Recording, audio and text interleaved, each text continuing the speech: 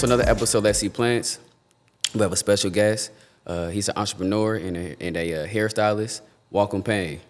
How you doing? Thank you. Thanks for having me. Yeah, how you doing? I'm good. I'm real good. So, what made you? What inspired you to be a hairstylist? My grandmother. I kind of grew up watching my grandmother do hair. I was my mom's only child, so I was always at grandma's house. Okay. So she went from her own salon. It was called Enhance Her Beauty Salon. Mm-hmm. I'm gonna say maybe like 30th and Capitol. Okay.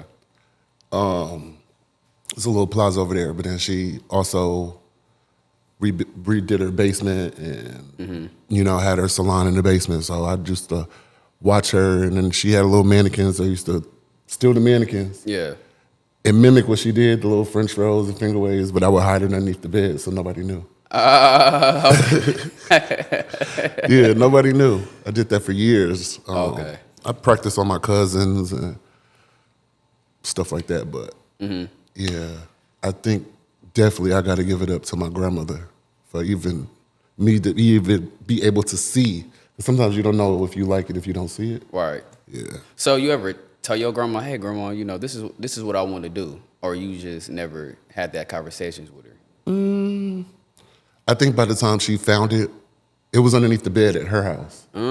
So by the time she found it, she had already knew it. I had already been doing stuff for my mom, and yeah, I did tell her. I told her because she started giving me tools here and there. So what made you start hiding it? And how old were you when this happened? I'm gonna say I started maybe around 7 or 8. Oh, it was really, really young. Okay. And I was hiding it because I also have older male cousins, and I have I have an uncle. We pretty much grew up like brothers. He's 2 years older than me, and he played football for Marquette, Notre Dame. So he was really into sports, and then all my older cousins was in the streets, Oh, so you weren't about being judged. hustling. So yeah, I definitely got judged for a lot that I did and didn't do. Got it. So, how long you been doing here? Legally since 2012. But just overall, how long you been? Off and on, Yeah. I've been doing hair since I'd say I really kind of started taking it seriously when I lived in Philly. And I started actually telling people that I did hair because I never used to tell people. Okay. So I remember working at a call center, and I would, see a couple of people. I'm like, hey, I could do that a little bit better. Yeah. And then I had them come into the house. So I want to say 2007. Oh, damn. That's long. That's what's up. So you being a hairstylist, how was your diet? Horrible. Damn. So what you be eating? It's real, real bad. So on a busy day, it's kind of hard for me to step away from the chair and eat. I know it's different preparations I could do to avoid those problems, like probably take a lunch. Yeah. Schedule time for yourself to eat. Yeah. So you just be like, I just go, and then you'll end up getting done sometimes at 10, 11. And we live in Milwaukee. It's really not a lot to eat after those times, especially nothing healthy. Nah, you ain't lying on that one. That's very true. Everything closed at like 9, 10. Yep. Unless you're going to Gyro Palace. Yeah. That's my spot, though. And then that's lamb chops at midnight, so that's not healthy. Right. Yeah, true. So, yeah, my diet is real, real bad, but I'm trying to work on it. Yeah, man. You don't work out at all? Them 7 flights of steps we just came on, that was a nice workout. But before that, Nah. I mean, I keep telling my friend Chrissy, Coach Chrissy, shout out to her. Yeah. I think I hit her up probably like once every few months, like, I'm coming back to class. And you never showed up. I started her class a few years ago, and then I just let work get the best of me. I always just end up giving a lot of my time to work. Yeah, man, you got to, man. You got to, health is wealth. You know what I'm saying?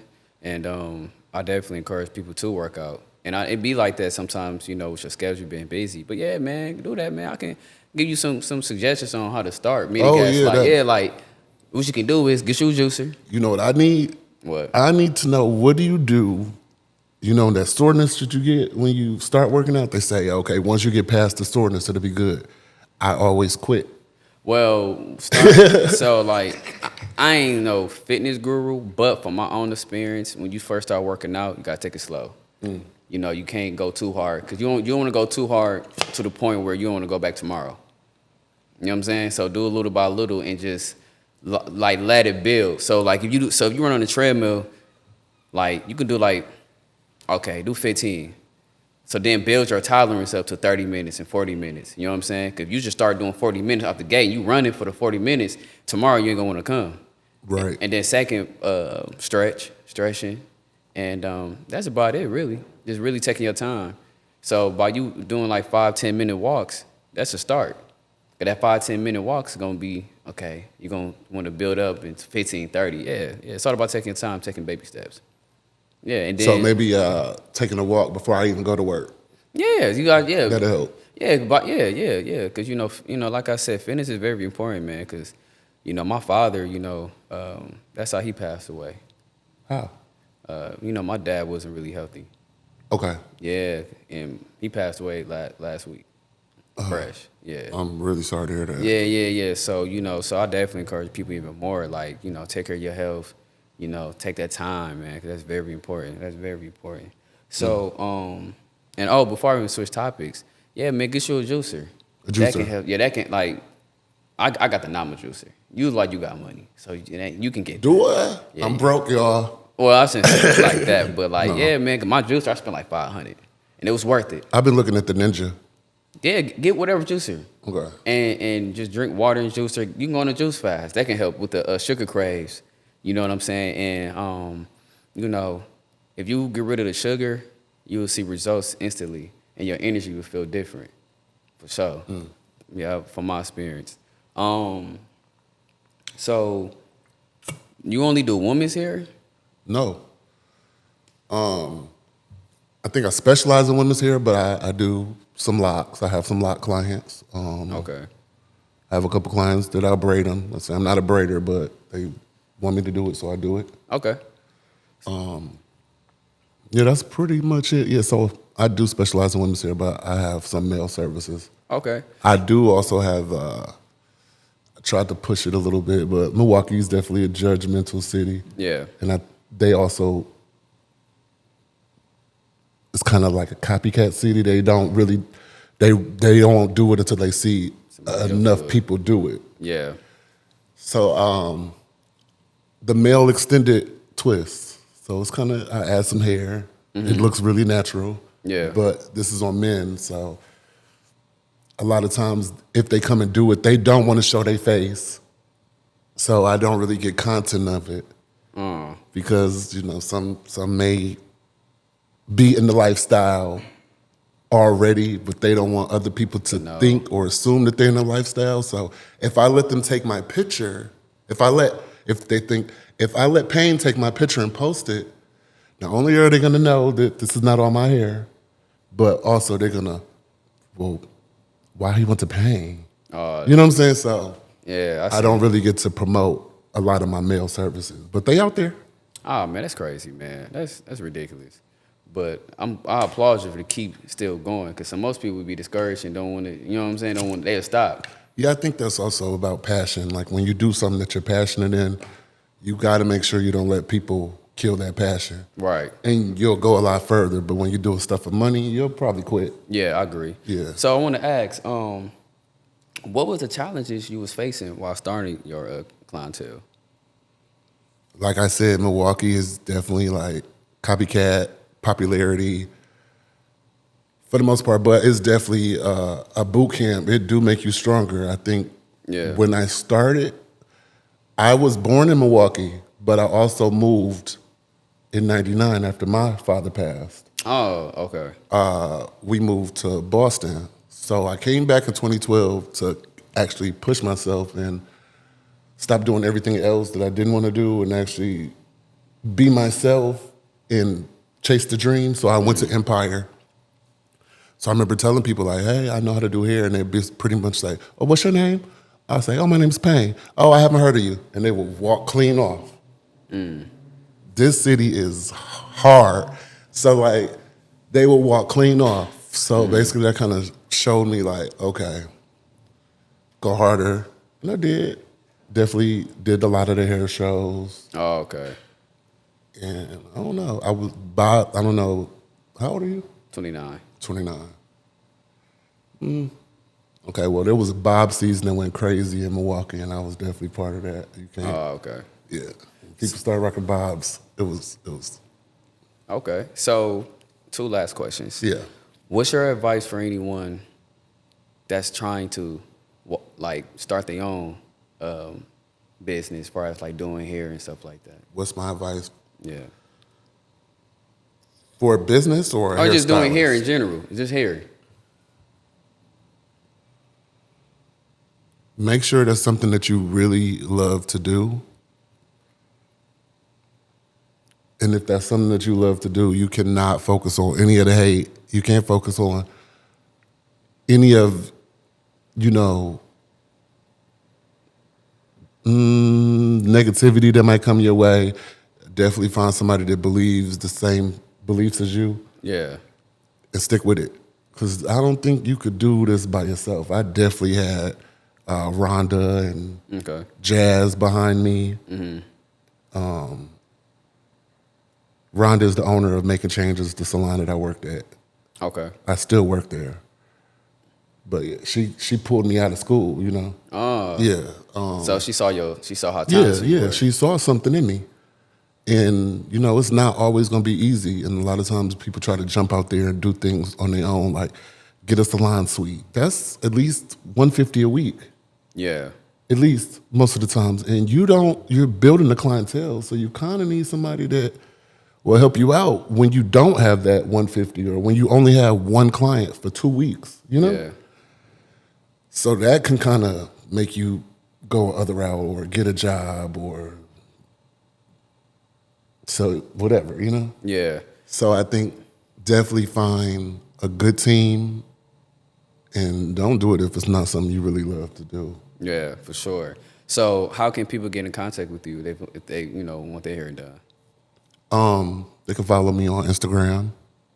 It's Painfully Fly, Payne FULLY. And in the bio, I have a booking link. You can click that. There's a lot of information. You'll see all my services and prices. But if you have any questions, you can inbox me or. Cool. So we're going to shift the conversation to a different topic. So years ago, you was on a Tyra Banks show. Now, what year was that? I think it has been like 08, 07? I remember that. I'm really bad with like timelines and dates to things that happen. Because I remember watching that. I don't know if that was on TV or MySpace. Because MySpace used to have videos or YouTube. One of those three. I remember watching a little clip of that. Yeah. So that's crazy that, So what I want to know is how was like your experience being on that show? Because you was at that time dating a transgender model named Isis. Mm-hmm. So what made you come on that show? I went on that show. It was an update for Isis, her life after transitioning.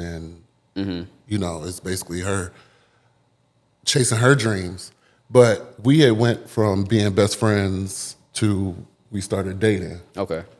Now, what was the question? What made me go on the show? Yeah, with her.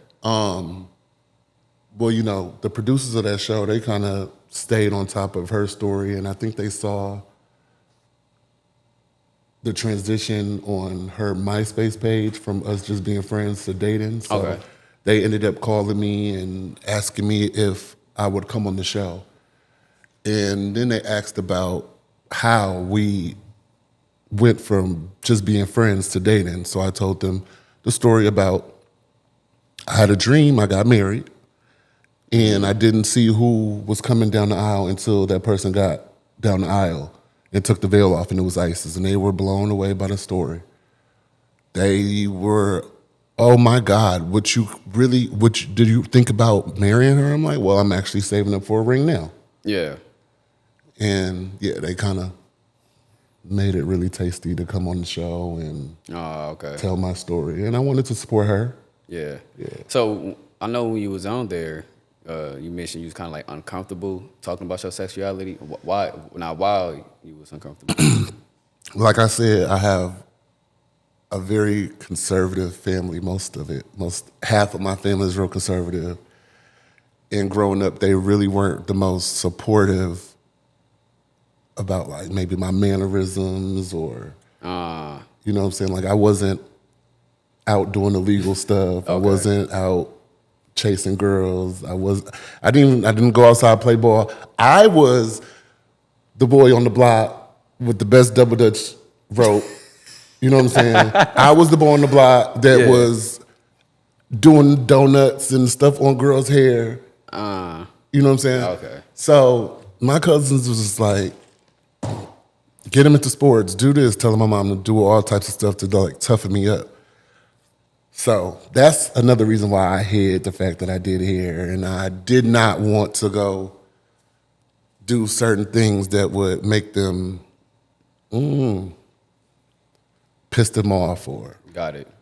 But I don't care anymore. So. Got it. So last question with the Tyra Banks show.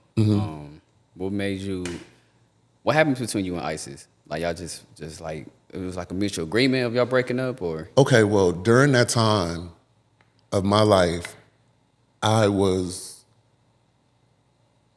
had to be after 99. So this is like in the 2000s. I was living in Boston. Okay. I was away from my family. All my family is either here in Milwaukee or, I have family in Detroit and Mississippi. Yeah. But I was away from all family. Okay. So I was able to kind of develop more of myself without the judgment of, don't do this, don't do that, don't wear this, don't wear that. I lost. What was the question? No, I was saying like what happened between Okay, you and what happened ISIS? with me and ISIS? So I was still figuring out my sexuality. That was my best friend, and I thought best friends will make the best lovers, and then I did have that dream, so I told her. And she felt the same way. So we started dating, but after the engagement and things started getting really serious really fast, she was still on I feel like we're still best friends. And I couldn't fight. I couldn't argue. Like, yes, I love her. Yes, I didn't want nobody else to hurt her. Yes, I felt like, yeah, she loved me. She knew me. I felt like, oh, I could be with a woman if she was cool with me not being a thug or cool with me not, But that wasn't the case. I felt like if I went through with that relationship, I was going to miss being with a man or a man's touch or a man's smell or just the masculinity. So I felt like if I continued on with that, I was definitely not being honest with myself or her. So I felt like that's still my best friend. I wouldn't want to hurt her. I would be stepping out on her, cheating with niggas if I went through with that. Man, so I was honest and I told her like, yeah, we can't do this. Damn, so how she took it? She was pissed? I feel like she felt the same thing, like she knew. I told her I felt if I was bisexual or straight, her and I would have been married. She's a dope person, like the dopest person you'll ever meet. But I'm gay. Yeah. I just at that point I was in love with the fact that, oh shit, I could actually have a girl who's cool with who I am. Yeah. But it would still be a lot more missing. So that's what happened. We're still friends. That's good. Yeah. So I want to ask, so what made you comfortable now? Time, growth, knowledge about who you actually are. I don't know, just having the confidence to be you.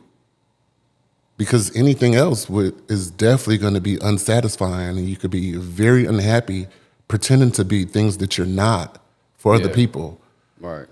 For the fact of being judged or it's crazy how Can I cuss on here? No, it's crazy how you can fuck on all of these hoes just so it looks good to everybody else. But no matter how many hoes you fuck, you are not satisfied. That's true. If you like something else, and you know you like something else. So I just feel like if I continue to go down that road, I would never be happy. It's people that kill themselves. It's people that start taking too many drugs just because, you know, they got 4, 5, 6 kids. And they, at that point, they too far in, too deep in. Sometimes you just got to stay there. Yeah. I feel on that one. And I never wanted to go there for me. Right. Right. Now, I want to ask, what made you realize you was attracted to men? You think you was born that way, or you think like? Yes, I think I was born that way. Okay. I knew I was gay before I even knew what gay was, or I knew that I was attracted to men before I knew it was wrong, or everybody didn't feel that way, you know? Right. But I also didn't realize it right away. Like, I think at a young age when I was going to school, I didn't want to like change for gym because I was scared, maybe I'll slip up and a nigga might see me looking in the gym room. So, and I wasn't the toughest, like I wasn't the most popular, so I was the weirdo, if that makes sense. In other people's eyes. In other people's eyes. Yeah. So okay. I knew I liked guys from, and there was this movie, I don't know, you kind of young, but Jason's Lyric. Yeah, I remember that movie. Okay, well, it was a scene in Jason's Lyric when him and Jada, remember the scene? And the flowers bloomed around, but his booty cheeks was very, very nice. And my grandmother also had a porn collection, and I used to look at, the niggas instead of the women. Okay. Mm-hmm. So I knew it was different. I see. So let me ask you this. So how do you feel about the LGBTQ, being on kids' shows and stuff like that? Or the media pushing it on kids? LGBT, it's so many letters, I don't even know, like, do you feel like they pushing it on kids? To a degree. To a degree. I feel like my opinion is definitely unpopular. Yeah, what's your opinion? I feel like when I was growing up, kids had to stay in the kids' place. Right. Like, if it's a room full of adults watching a movie and a sex scene or something comes up, I had to go in the other room or I had to cover my eyes. Right. Or my mom was covering my eyes. It was just different than it is now. Like, now it's like everybody wants to be identified. So they're adding characters in cartoons to be gay, or they got Big Frida on doing a voiceover on whatever cartoon it is, and they twerking, and I feel like it's just too much exposure for such a young brain, and kids are sponges. Like, for me, I had to figure out who I am. And I've had this conversation with other gay people, and they say, you're just old school, or wouldn't you feel like you would want to grow up and see something that you can identify with? Mm-hmm. I feel like at that young age, you don't know. You shouldn't even be looking at sex. You shouldn't even be thinking about humping or nothing like that. Like, I agree 100%. It's just too much. I feel like it's too much. I don't like it. I feel like if I had a child today, my child would be much more sheltered than I was ever, because it's easy to see it. It's on the internet. People will put tablets in front of the kid, and you don't know what they watching. Right. I agree.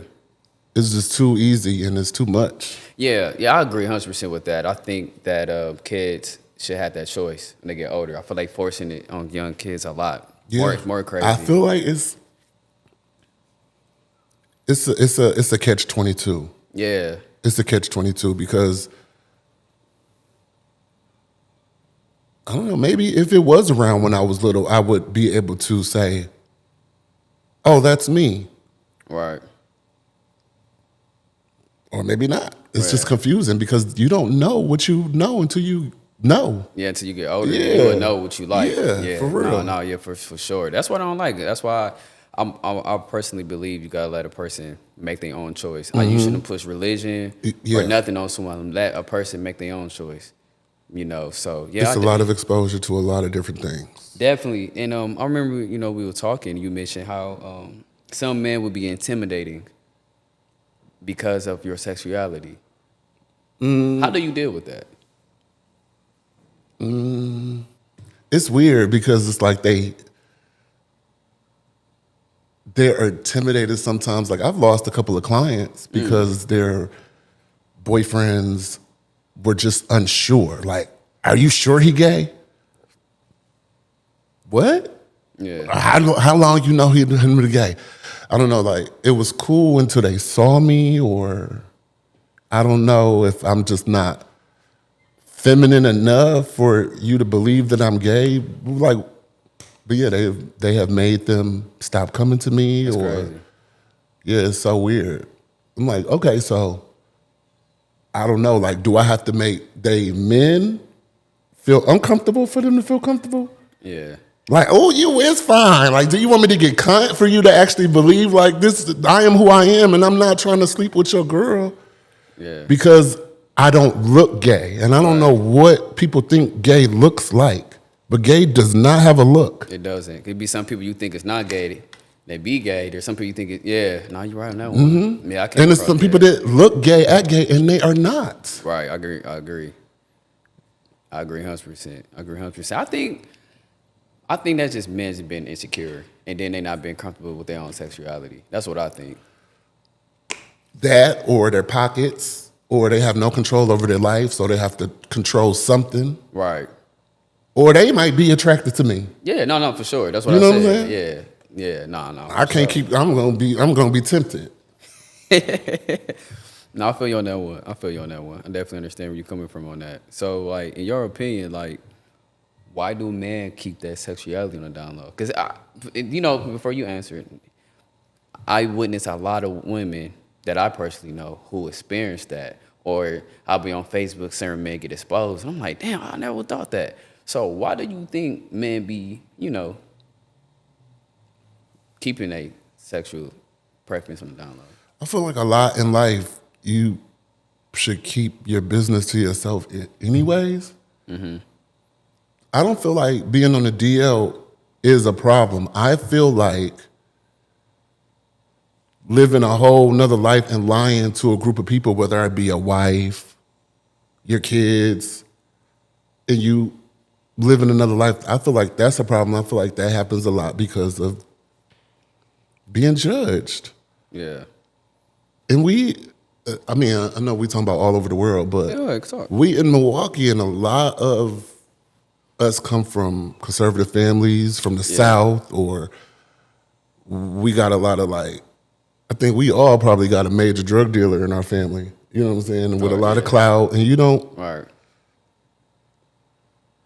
You got to live up to something, and sometimes a lot of what we see is a lot of macho shit. Be a pimp, or you know what I'm saying? Like you got to get money, or you just got to live a certain type of way to be accepted.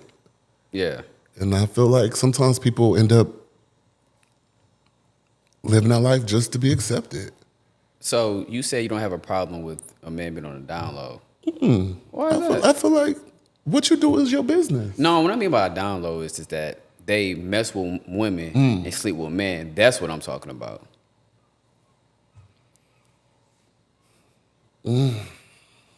Yeah, I mean, that's a sticky situation. I feel like people say they want honesty, but they don't. Yeah. I do know a lot of people that are honest about who they are, and they get exactly what they want. Right. But I feel like everybody has to find their tribe. And sometimes that's tough when you're stuck with a tribe that is unaccepting of who you actually are. Yeah. I see. So I see. So I think I take it back. I think I do have a problem with people lying about who they are because you'll never be real to nobody because if you're not real to yourself, like how can you be honest to other people? Yeah, and that's something that I don't like either. Like shit, you know, like who you like, love who you love, but like you living a double life. Yeah, because if I find out that you have a wife, I will never take you seriously. Like if I was single and looking, and I found out that you had a wife, I'm like, okay, I know what this is. Yeah, this is gonna be a wham bam. Give me some coins or something, but yeah, I'm not gonna take you seriously at all because you got a whole wife that you're lying to. She probably think you at work. Yeah, and I be feeling bad too. Like every woman that I see on Facebook exposing people need to be careful with that exposing shit. Yeah, for real. So why you say that? Why I don't like that either. Why not? Why not? Because there's other ways. Why go to the internet? Why can't you talk to the source? I feel like anybody that takes a problem to the internet, just wants attention. They're not looking for a solution. So do you think they want to? Well, okay, I'm not. I understand people being hurt and shit, but do you think they do it just trying to bring awareness, or not awareness, but like I'm saying this wrong? Do you think people do it to protect other women? Because some women who does it, they're doing it to destroy the person that hurt their feelings. That's what I do it. They're doing it to get back. Okay. And I feel like most of the time, people that expose, they knew already. Oh yeah, for sure. Just now they pissed off, and now you finna expose. Yeah.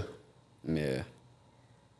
So, and people is dying out here. Yeah. For exposure. So I mean, like if that's what you want to do for a couple of likes. Yeah. No, I'm 50-50 on it. Because what you said is correct. Somebody can get hurt. But at the same time, this what happens when you don't tell the truth. You know what I'm saying? If you was just straight up with a woman, hey, I like men, you know, it's up to the woman if they willing to do that. I guess you just got to be at that point. Because once you tell somebody, you cannot untell them. So once you start telling people, you better be comfortable for everybody to know it's going to spread like fire. True. Yeah. Okay. Got a point. So, yeah, you got a point. I ain't thought about it that way. So sometimes I feel like, again, it's a catch-22. Sometimes people do want to tell that person. Right. Sometimes, you know, we don't want to hurt that person. So it's like, yeah, I really love you. I really love that person. But if I tell them this, I might lose them. Got it. True. So this is my last couple questions. First question is, what's your advice for someone who's struggling to come out as gay, male or female?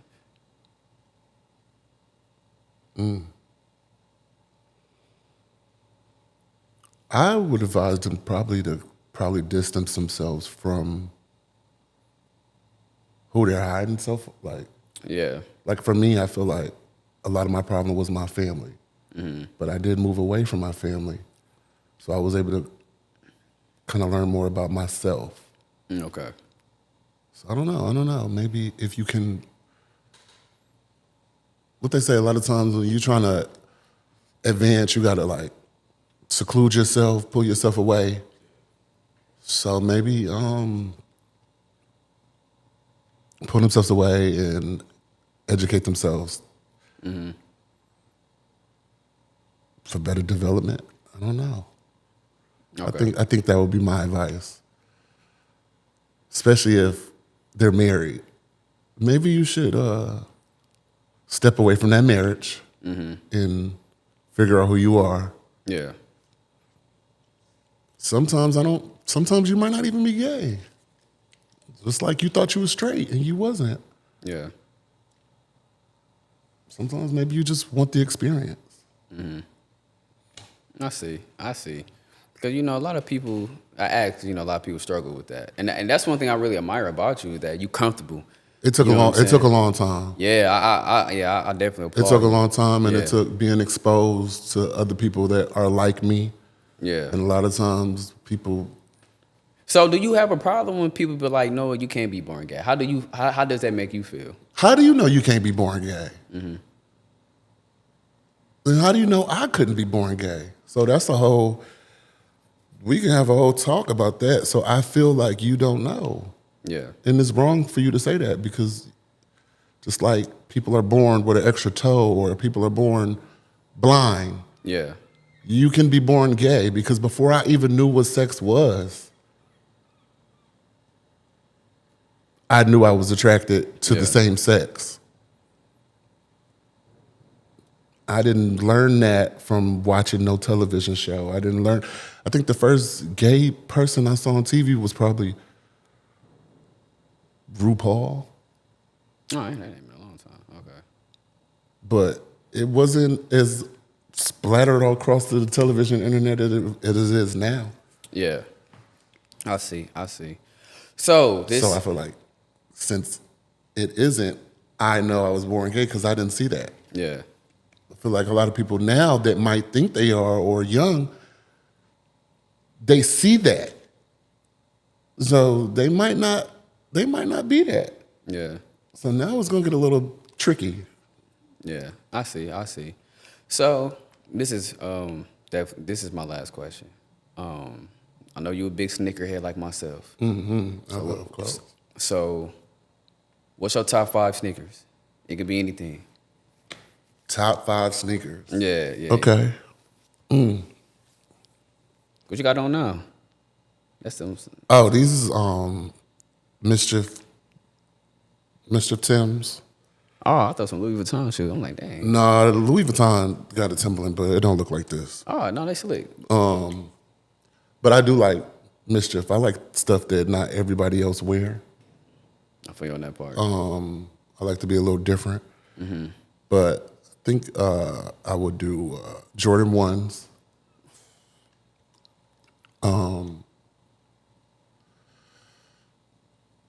I don't know how everybody feels, but I feel like a foam posite could still push you through and give you a different look. Everybody can't wear foams. I agree. So, 3. How y'all feel about Yeezys? I still fuck with Yeezy. Okay. It don't have to be top 5. It could be any 3, 4, wherever your personal preference. Okay. So yeah, J's. I think number 1s, number 5s, number 7s. Yeah. 12s. Okay. I think I love so many different shoes. Yeah, I feel you on that one. I got a big problem. I was one of those types. We didn't even get the designer, but yeah. Oh, yeah, okay. What's your go-to designer?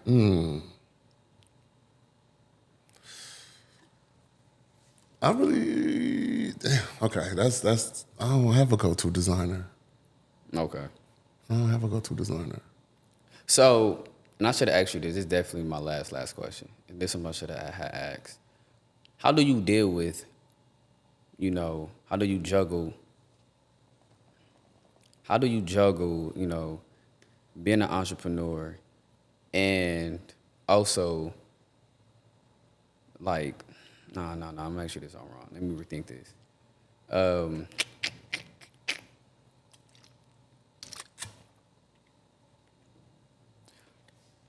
trying to make sure this question makes sense. Okay.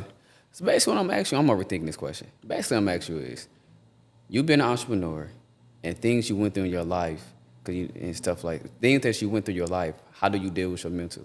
Basically, what I'm asking you is that, how do you take care of your mental health? Therapy has helped me. Okay. Yeah, therapy has helped me with my mental health. And also, I think my passion helps me. I talk to people every day. They talk to me, and sometimes I talk to their ass too. So that helps me. God. Yeah. Okay, cool. Well, that's all the questions I have. And before we end, like I said before, I really admire, you being comfortable in your own skin. I think a lot of people... Yeah, I just wanted to be happy. Yeah, man, a lot of people not like that. A lot of people be worrying about judgment. And it's just not as just being, Yeah, gay. I feel like people gonna judge everything about you. Yeah, good or bad. Good or bad. Yeah, see. At least I'd rather you judge me for something I'm happy about. Man, what you said. Yeah. For sure. Well, thanks for coming, dog. Thanks for having me. Yeah, for sure. Man.